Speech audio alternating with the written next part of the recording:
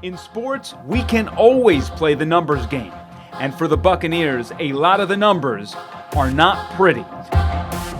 22nd in points per game. 29th in yards given up. 30th in rushing yards and 31st in third down defense. There is plenty to digest, but there are only two numbers that matter the most: 3 and 5.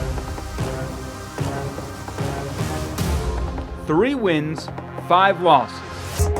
And the Bucs cannot allow this losing streak to go to 5 games today.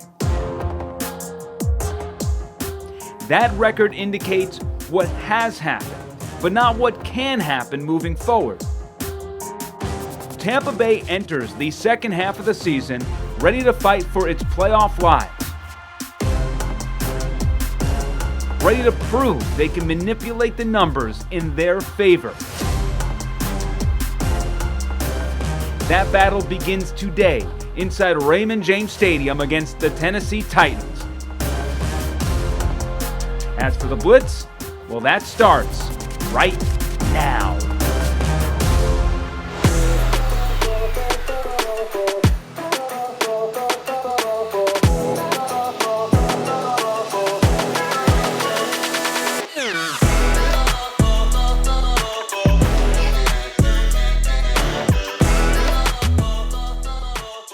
When the beat drops, you know exactly what time it is. Hello and welcome to another episode of The Blitz, but this isn't your ordinary Blitz episode. That's because we have a special guest here, Cameron Brate, our favorite Buccaneers tight end of all time. That's right, Gronk. This is going to be awesome. Yeah. I can't wait for this. Cameron, how is retirement life treating you so far, man? It's been good. It's been good.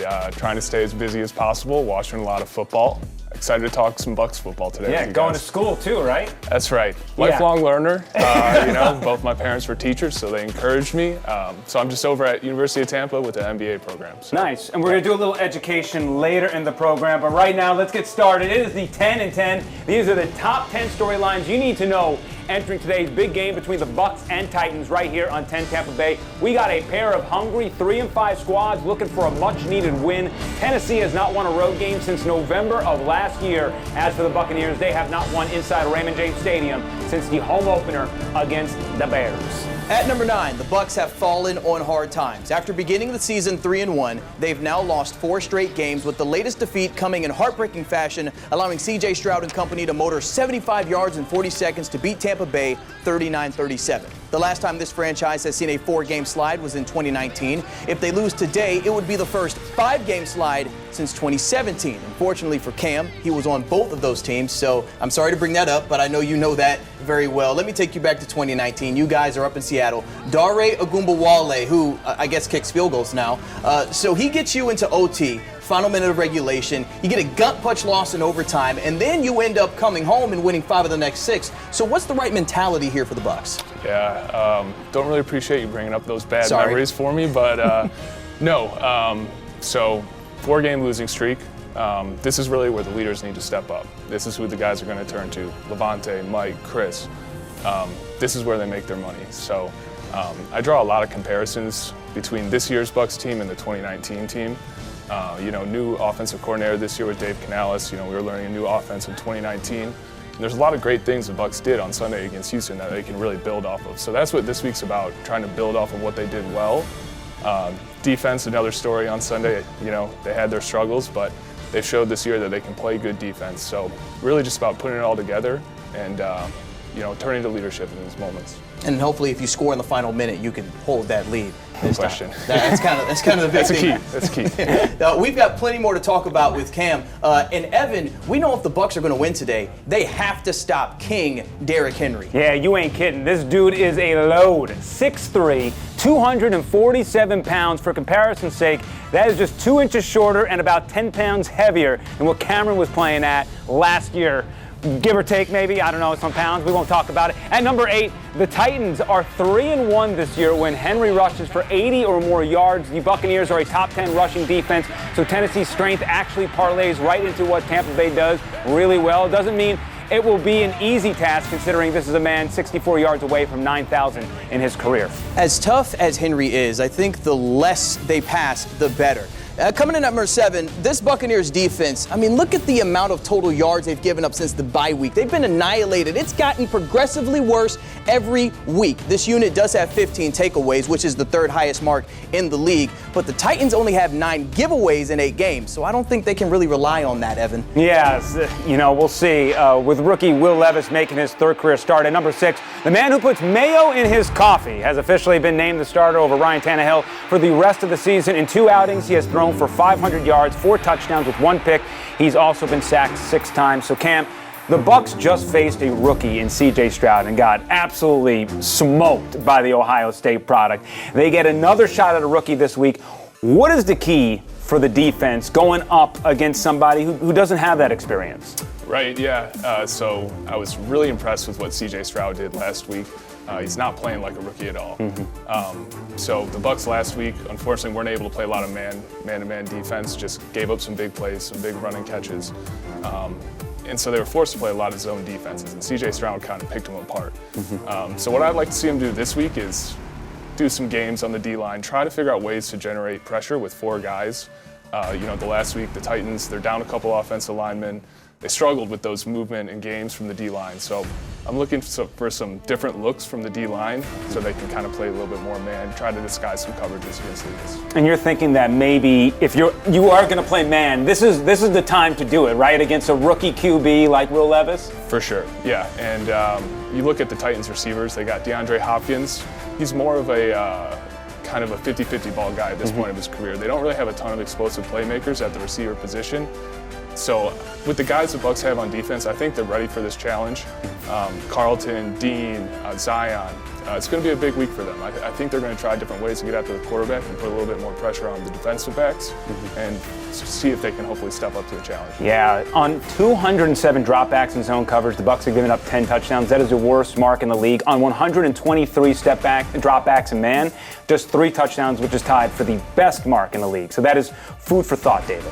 At number 5, someone who took a lot of the heat this week was Carlton Davis, one of the most expensive pieces on this defense. Bucs legend and Hall of Famer Rondé Barber said the Tampa Bay secondary looked like the worst in the league. And you know what? Carlton said that was a fair assessment. He called last week a nightmare performance, and he does not want people thinking it's because the team is playing too much zone and he's disinterested.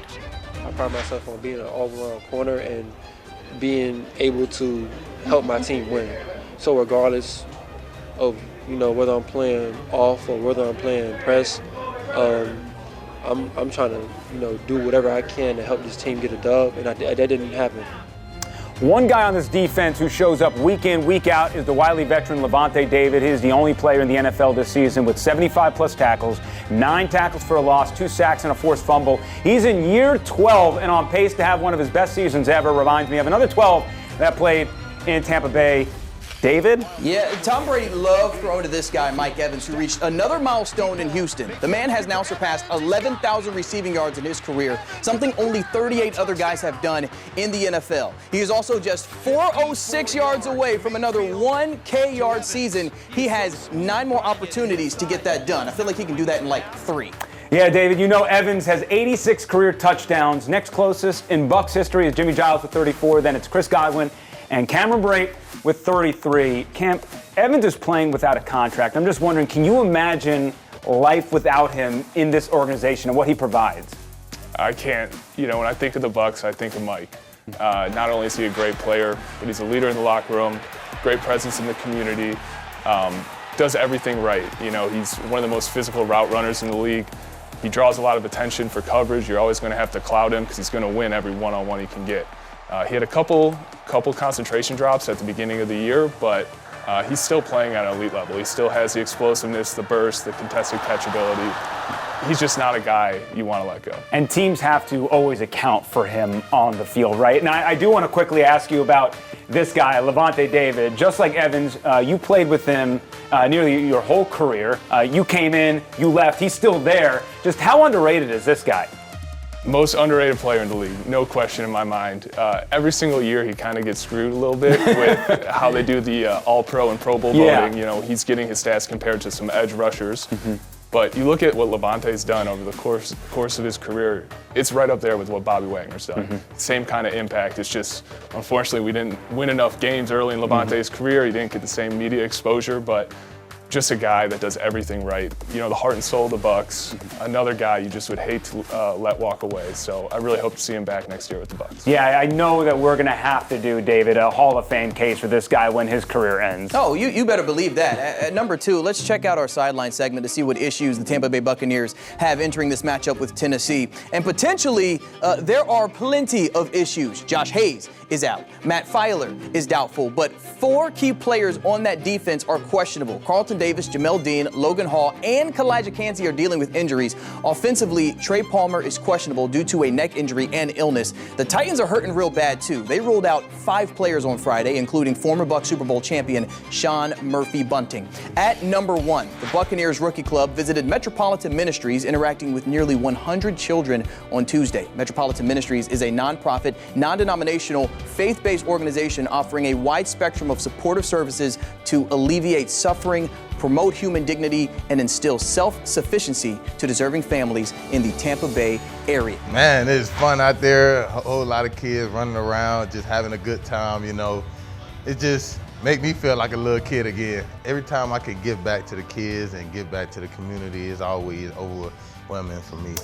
Before we get into Brate's Breakdown, we got a fun trivia question for you to think about before this show is over. So Tampa Bay is 2-10 all time against Tennessee. Not a great record.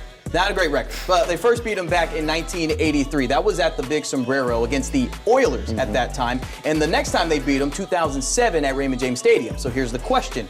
Who were the 2 starting quarterbacks in those victories? So let's jump into Brate's Breakdown. He's getting his master's degree right now, so take some notes because we're all about to get an education here. And before we start, I was the class clown type of guy, so I don't know if you saw what Cade Otton was rocking. Wasn't quite what you have now, and also during your playing career at some point, you had the beard as well. Now, I want to tell you, I did ask Cade about where he learned the mustache ability, and it seems like you left an indelible mark on him as a rookie. Yes, Cam definitely had the best stash. No, I definitely can't compete with that, but it's just fun. So Cade, obviously learning the important stuff from you, right? Yeah, he's kind of like nestled under my wing last year, you know, so he's learning the important stuff, how to grow and maintain a good mustache. Yeah, he's got some work to do in that category, but let's talk about Cade's game because he just recorded a career-high 70 yards with 2 touchdowns against Houston. He has the mitts. Todd Bowles called him Steady Eddie this week, but the run blocking is really where a lot of fans are questioning him, and you're questioning that sort of remark from them. 100%, yeah, so when Cade got here, like the one thing that I thought was amazing about Cade, he was so fundamentally sound for a rookie. His run game technique was spot on from day one. And so doing a little research for this segment, right? Cade is playing 97% of the offensive snaps for the Bucs. No other tight end in the league is over 92. So he's being asked to block DNs, run seams. He's never kind of coming out of the game. You see him right here. Great block. That's a hard block. A backside cutoff, driving him past the hole, leading to a big run. Here's another one, 11 personnel runs. They're running a lot of zones, not having a ton of success with it. Right here, they're gonna run a tight end counter. This is in the 4th quarter. Great block by Cade, finishing him to the ground. That's the kind of player that Cade is. We're gonna watch another counter they ran earlier in the game. It's a great play for the Bucs. I wanna see them do a little bit more of this in the run game, but they need the help in the run game too. 100%, but no, Cade has always been a great blocker. That's kind of like the hallmark of his game. So to hear some people complaining a little bit about it, it's a little surprising to me because he is a great blocker. Blocking for the tight end position really comes down to effort. And here he is, 3rd and 1, driving Will Anderson, who I was super impressed with, driving him 5 yards down the field in the big moments. So, and this is actually what I want to see the Bucs do this weekend for the Titans game. Linebackers for the Titans, they're trying to stop the run. They step up, they're nosy with the play actions. Throw Cade in right behind him up the seam. No gloves, absolute insanity. I don't know how he does it. He adjusted this year with the no gloves. I don't think Tom let him. So he tried going no gloves. He had a drop in a preseason game, and so Tom made him put the gloves on. But Tom's gone, gloves are back off. And so this play here, you guys remember from last week, we're getting a split zone defense. They're running red 4. Cade's going to be singled up on the mic here. perfect play call against this defense. It's going to be one-on-one. Quarterback's taught. He's going to throw the ball at the linebacker's head. Cade goes up and gets it. And so I want to see. And he gets a spike in there, too. 100%. He learned from the best. But I want to see Cade getting used a little bit more in the pass game because he does have that ability. But he's always going to give you 100% in the run game. And we want to see Chris Godwin utilized a little bit more as well, right? 100%. So, like, Bucs fans' biggest gripe, for sure, is just their determination to run the ball first and second downs. Not very successful so far this year. I want them to run the offense through Chris. Get some easy passes on first and second down. So this is what we've seen a lot of the past few weeks. We got Chris and Mike split out wide. Automatically, one of those guys is going to be out of the progression. Yep. You're not going to be able to get from one side of the field to the other. Earlier in the year, this is one of their most efficient games was against the Saints. They moved Chris down. He's playing number 3 in an empty formation.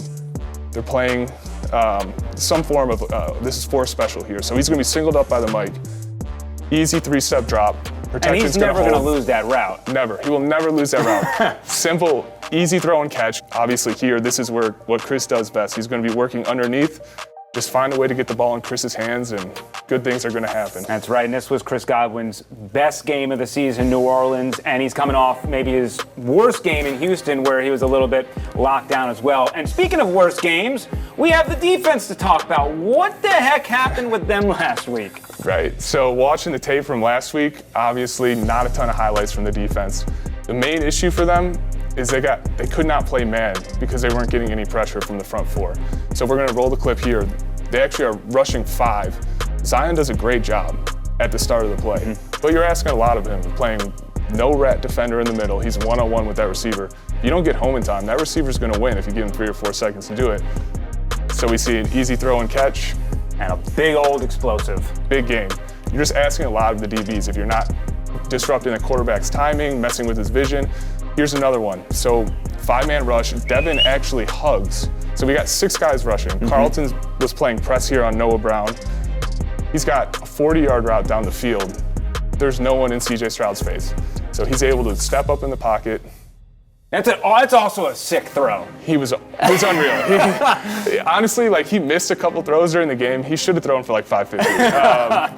That's a lesson of what happens in the trenches can sometimes translate to what's happening in the secondary, and they marry each other. And then finally, we are going to show 2 plays where we got some highlights, guys.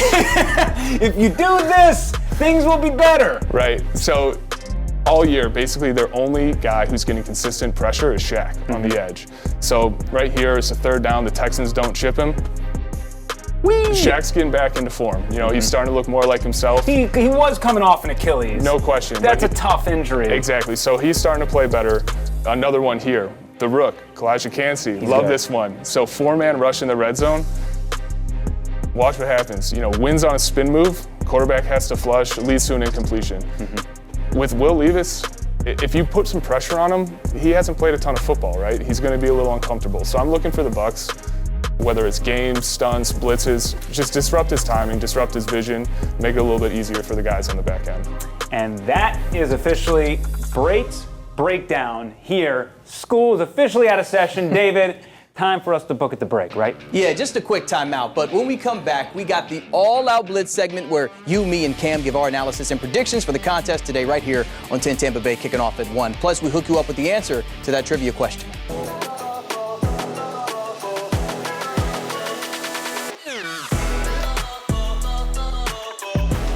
Welcome to the All-Out Blitz. Let's tackle our trivia question first. The Bucs are 2-10 all-time against Tennessee. Who were the starting quarterbacks for Tampa Bay in those dubs? It was throwing Samoan Jack Thompson in 1983 and Jeff Garcia in 2007. Jack Thompson, shout out Washington State. All right, we only got one game on 10 Tampa Bay today, and it's the one we've been talking about all morning. The Tampa Bay Buccaneers hosting the Tennessee Titans at 1 o'clock. Meanwhile, as for our Blitz Picks records, David and I both picked the Buccaneers. It looked like a winner until the final seconds of that game, so I am still behind David entering this contest. Long season to go, though. Let's start with Cameron, though.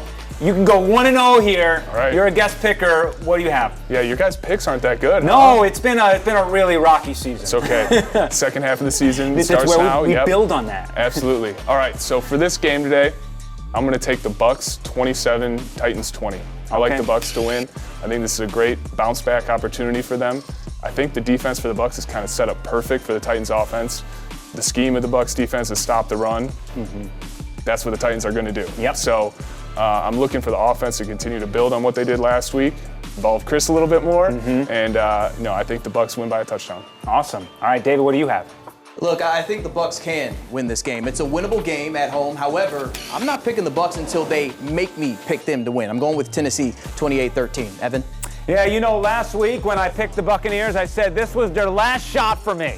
Thought they had it, but they came up a bit short, and now I have to do something I don't like, and that's going back on my word. I'm going to be a sucker. Cam, you're joining me with this. I'm saying another nail-biter here for the Bucs, but they come out on top 18-17, and I make a move on David in the standings. Once again, Cameron, thank you so much for coming in, helping us out, educating us on hopefully what's about to happen. Hopefully we're right. That's right. He's wrong. And then us and the Bucs, we move into the second half of the season. Happy. Sounds great. There we go. Go Bucs. Yes, awesome. Well, thank you so much for joining us on this week's episode of The Blitz. I am Evan Closky. That is David Schiele. We have your favorite Bucs tight end over there. This is The Blitz. We will be back same time, same place next Sunday, getting you prepped for a West Coast trip to San Francisco.